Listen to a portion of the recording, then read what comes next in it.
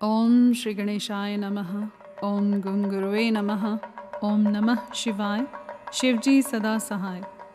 वायवीय संहिता पूर्वखंड अध्याय 7 से लेकर 12 तक।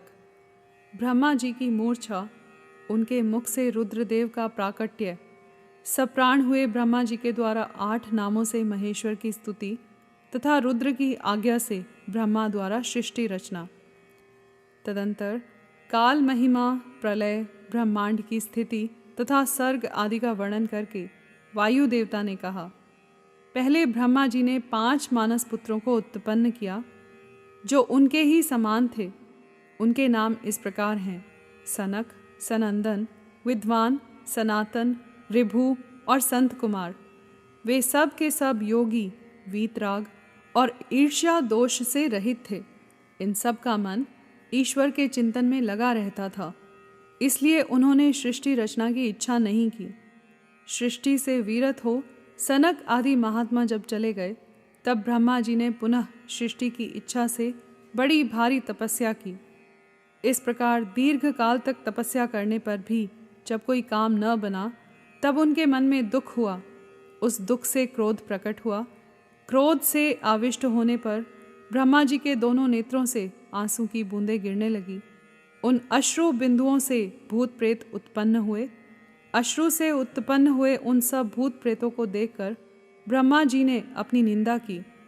उस समय क्रोध और मोह के कारण उन्हें तीव्र मूर्छा आ गई। क्रोध से आविष्ट हुए प्रजापति ने मूर्छित होने पर अपने प्राण त्याग दिए। तब प्राणों के स्वामी भगवान नील लोहित रुद्र अनुपम कृपा प्रसाद प्रकट करने के लिए ब्रह्मा जी के मुख से वहाँ प्रकट हुए। उन जगदीश्वर प्रभु ने अपने को 11 रूपों में प्रकट किया। महादेव जी ने अपने उन महामना 11 स्वरूपों से कहा, बच्चों, मैंने लोक पर अनुग्रह करने के लिए तुम लोगों की सृष्टि की है, अतः तुम आलस्य रहित हो संपूर्ण लोक की स्थापना, हित साधन तथा प्रजा संतान की वृद्धि के लिए प्रयत्न करो। महेश्वर के ऐसा कहने पर वे रोने और चारों ओर दौड़ने लगे। रोने और दौड़ने के कारण उनका नाम रुद्र हुआ। जो रुद्र हैं वे निश्चय ही प्राण हैं, और जो प्राण हैं वे महात्मा रुद्र हैं। तत्पश्चात ब्रह्मपुत्र महेश्वर ने दया करके मरे हुए देवता परमेष्ठी ब्रह्मा जी को पुनः प्राण दान दिया। ब्रह्मा जी के शरीर में प्राणों के लौट आने पर रुद्रदेव का मुख प्रसन्नता से खिल उठा। उन विश्वनाथ ने ब्रह्मा जी से यह उत्तम बात कही, उत्तम व्रत का पालन करने वाले जगत गुरु महाभाग विरिंच, डरो मत, डरो मत। मैंने तुम्हारे प्राणों को नूतन जीवन प्रदान किया है, अतः सुख से उठो। स्वप्न में सुने हुए वाक्य की भांति उस मनोहर वचन को सुनकर ब्रह्मा जी ने प्रफुल्ल कमल के समान सुंदर नेत्रों द्वारा धीरे से भगवान हर की ओर देखा। उनके प्राण पहले की तरह लौट आए थे। अतः ब्रह्मा जी ने दोनों हाथ जोड़ स्नेहयुक्त गंभीर वाणी द्वारा उनसे कहा, प्रभो, आप दर्शन मात्र से मेरे मन को आनंद प्रदान कर रहे हैं, अतः बताइए आप कौन हैं जो संपूर्ण जगत के रूप में स्थित हैं? क्या वे ही भगवान आप 11 रूपों में प्रकट हुए हैं? उनकी यह सब बात सुनकर देवताओं के स्वामी महेश्वर अपने परम सुखदायक कर कमलों द्वारा ब्रह्मा जी का स्पर्श करते हुए बोले, देव, तुम्हें ज्ञात होना चाहिए कि मैं परमात्मा हूँ और इस समय तुम्हारा पुत्र होकर प्रकट हुआ हूँ। ये जो 11 रुद्र हैं तुम्हारी सुरक्षा के लिए यहाँ आए हैं, अतः तुम मेरे अनुग्रह से इस तीव्र मूर्छा को त्याग कर जाग उठो और पूर्ववत प्रजा की सृष्टि करो। भगवान शिव के ऐसा कहने पर ब्रह्मा जी के मन में बड़ी प्रसन्नता हुई। उन विश्वात्मा ने 8 नामों द्वारा परमेश्वर शिव का स्तवन किया। ब्रह्मा जी बोले, भगवान रुद्र, आपका तेज असंख्य सूर्यों के समान अनंत है, आपको नमस्कार है। रस स्वरूप और जल में विग्रह वाले आप भव देवता को नमस्कार है। नंदी और सुरभि यानी कामधेनु, ये दोनों आपके स्वरूप हैं। आप पृथ्वी रूपधारी शर्व को नमस्कार है। स्पर्श में वायु रूप वाले आपको नमस्कार है। आप ही वसु रूपधारी ईश हैं, आपको नमस्कार है। अत्यंत तेजस्वी अग्नि रूप आप पशुपति को नमस्कार है। शब्द तन मात्रा से युक्त आकाश रूपधारी आप भीमदेव को नमस्कार है। उग्र रूप वाले यजमान मूर्ति आपको नमस्कार है। सोम रूप आप अमृत मूर्ति महादेव जी को नमस्कार है। इस प्रकार 8 मूर्ति और 8 नाम वाले आप भगवान शिव को मेरा नमस्कार है। इस प्रकार विश्वनाथ महादेव जी की स्तुति करके लोक पितामह ब्रह्मा ने प्रणाम पूर्वक उनसे प्रार्थना की, भूत भविष्य और वर्तमान के स्वामी मेरे पुत्र भगवान महेश्वर काम नाशन, आप सृष्टि के लिए मेरे शरीर से उत्पन्न हुए हैं, इसलिए जगत प्रभु इस महान कार्य में संलग्न हुए मुझ ब्रह्मा की आप सर्वत्र सहायता करें और स्वयं भी प्रजा की सृष्टि करें। ब्रह्मा जी के इस प्रकार प्रार्थना करने पर कल्याणकारी त्रिपुर नाशक रुद्रदेव ने बहुत अच्छा कहकर उनकी बात मान ली। तदंतर प्रसन्न हुए महादेव जी का अभिनंदन करके सृष्टि के लिए उनकी आज्ञा पाकर भगवान ब्रह्मा ने अन्यान्य प्रजाओं की सृष्टि आरंभ की। उन्होंने अपने मन से ही मरीचि, भृगु, अंगिरा, पुलस्त्य, पुलह, क्रतु, अत्रि और वशिष्ठ की सृष्टि की। ये सब ब्रह्मा जी के पुत्र कहे गए। धर्म, संकल्प और रुद्र के साथ इनकी संख्या 12 है। ये सब पुराने गृहस्थ हैं। देवगणों सहित इनके 12 दिव्य वंश कहे गए हैं, जो प्रजावान, क्रियावान तथा महर्षियों से अलंकृत हैं। तत्पश्चात जल पर स्थित हुए रुद्र सहित ब्रह्मा जी ने देवताओं, असुरों, पितरों और मनुष्यों की सृष्टि करने का विचार किया।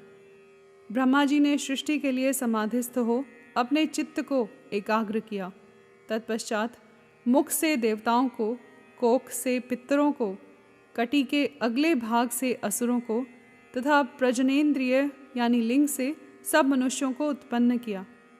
उनके गुदा स्थान से राक्षस उत्पन्न हुए, जो सदा भूख से व्याकुल रहते हैं। उनमें तमोगुण और रजोगुण की प्रधानता होती है। वे रात को विचरते और बलवान होते हैं। सांप, यक्ष, भूत और गंधर्व ये भी ब्रह्मा जी के अंगों से उत्पन्न हुए। उनके पक्ष भाग से पक्षी हुए। वक्ष स्थल से अजंगम यानी स्थावर प्राणियों का जन्म हुआ। मुख से बकरों और पार्श्व भाग से भूजंगमों की उत्पत्ति हुई। दोनों पैरों से घोड़े, हाथी, शरभ, नीलगाय, मृग, ऊंट, खच्चर, न्यंकू नामक मृग तथा पशु जाति के अन्यान्य प्राणी उत्पन्न हुए। रोमावलियों से औषधियों और फल मूलों का प्राकट्य हुआ। ब्रह्मा जी के पूर्ववर्ती मुख से गायत्री, छंद, ऋग्वेद, त्रिवृत स्तोम, रथंतर साम तथा अग्निष्टोम नामक यज्ञ की उत्पत्ति हुई। उनके दक्षिण मुख से यजुर्वेद, त्रिष्टुप छंद, पंचदश स्तोम, बृहत साम और उक्त नामक यज्ञ की उत्पत्ति हुई। उन्होंने अपने पश्चिम मुख से सामवेद, जगती छंद, सप्तदश स्तोम, वैरूप्य साम और अतिरात्र नामक यज्ञ को प्रकट किया।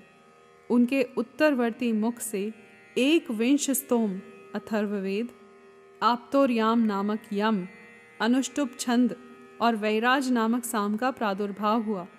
उनके अंगों से और भी बहुत से छोटे बड़े प्राणी उत्पन्न हुए। उन्होंने यक्ष, पिशाच, गंधर्व, अप्सराओं के समुदाय, मनुष्य, किन्नर, राक्षस, पक्षी, पशु, मृग और सर्प आदि संपूर्ण नित्य एवं अनित्य स्थावर जंगम जगत की रचना की। उनमें से जिन्होंने जैसे जैसे कर्म पूर्व कल्पों में अपनाए थे, पुनः पुनः सृष्टि होने पर उन्होंने फिर उन्हीं कर्मों को अपनाया। उस समय वे अपनी पूर्व भावना से भावित होकर हिंसा अहिंसा से युक्त मृदु कठोर, धर्म अधर्म तथा सत्य और मिथ्या कर्म को अपनाते हैं, क्योंकि पहले की वासना के अनुकूल कर्म ही उन्हें अच्छे लगते हैं। इस प्रकार विधाता ने ही स्वयं इंद्रियों के विषय, भूत और शरीर आदि में विभिन्नता एवं व्यवहार की सृष्टि की है। उन पितामह ने कल्प के आरंभ में देवता आदि प्राणियों के नाम, रूप तथा कार्य विस्तार को वेदोक्त वर्णन के अनुसार ही निश्चित किया। ऋषियों के नाम तथा जीविका साधन कर्म भी उन्होंने वेदों के अनुसार ही निर्दिष्ट किए। अपनी रात व्यतीत होने पर अजन्मा ब्रह्मा ने स्वरचित प्राणियों को वे ही नाम और कर्म दिए जो पूर्व कल्प में उन्हें प्राप्त थे। जिस प्रकार भिन्न भिन्न ऋतुओं के पुनः पुनः आने पर उनके चिन्ह और नाम रूप आदि पूर्ववत रहते हैं, उसी प्रकार युगादि काल में भी उनके पूर्व भाव ही दृष्टिगोचर होते हैं। इस प्रकार स्वयंभू ब्रह्मा जी की लोक सृष्टि उन्हीं के विभिन्न अंगों से प्रकट हुई है। महत से लेकर विशेष पर्यंत सब कुछ प्रकृति का विकार है।